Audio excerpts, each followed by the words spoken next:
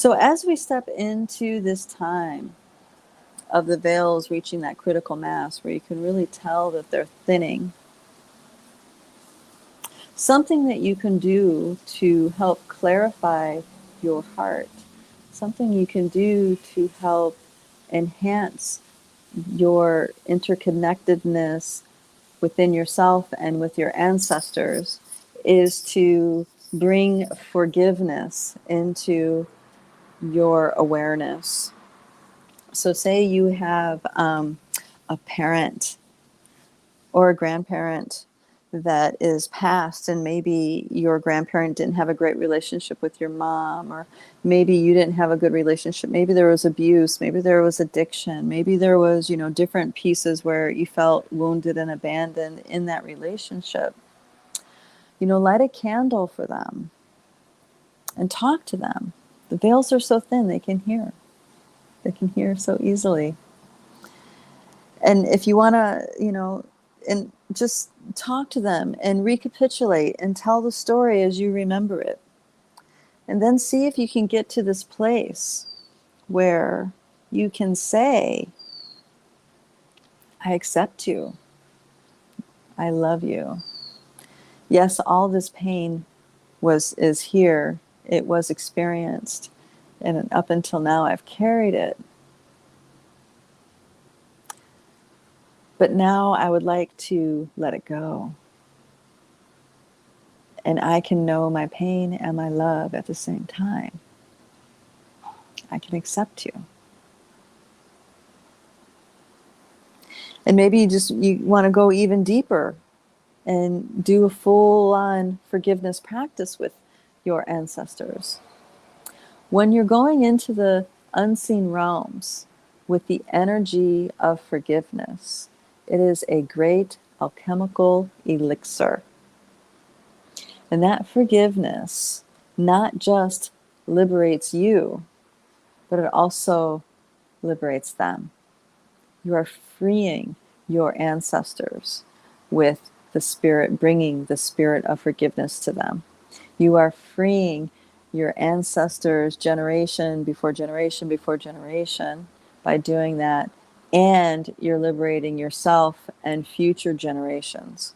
Okay, so if you're on this planet and and you have children, or you want to have children, this is really a beautiful, beautiful thing you can do for the future generations. Because what happens is that all those unresolved angst and issues that are that our ancestors had when they died, that they died with, okay, that energy doesn't go away. That energy continues for the next generation to carry. Because remember, this here and now moment is the result of many nesting dolls of unseen reality manifesting this here and now. Okay? So we are all enveloped within the great dream of the mother. That's Mother Nature. That's the green. That's the rivers. That's the ocean. That's the mountains. Okay? We are all encapsulated within the great dream of the mother. And then there's another layer of encapsulation and another layer of encapsulation. And one of those layers of encapsulation is the realm of your ancestors. And that means all of their wounding and their love.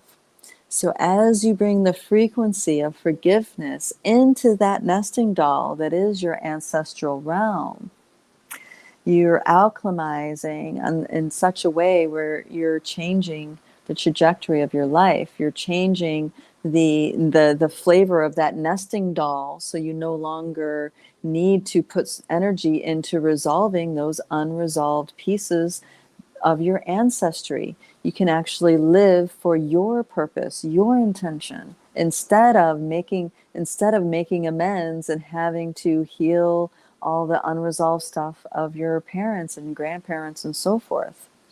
Another very, very powerful thing that can also be done is death rites for your ancestors. And it could be for ancestors that have passed, and it can be for beloveds who are currently passing. This is a profound, profound practice. you can really clear out a lot of things on a deep, deep, deep energetic, akashic level, physical body level as well, with death rites. So this nesting doll of the ancestors it's in your best interest personally to address, because say you come from a line of oppressed females, or say you come from a line of addicted, heartbroken males. Okay, those energy patterns don't end when they die. They're now in the ancestral realm, and it's probably adding to the inertia of many ancestors that had that problem. So now that nesting doll of the unseen ancestral realm is informing your here and now moment on a subconscious level. So that means there's parts of your life force energy that's going towards working that out, going towards resolving that.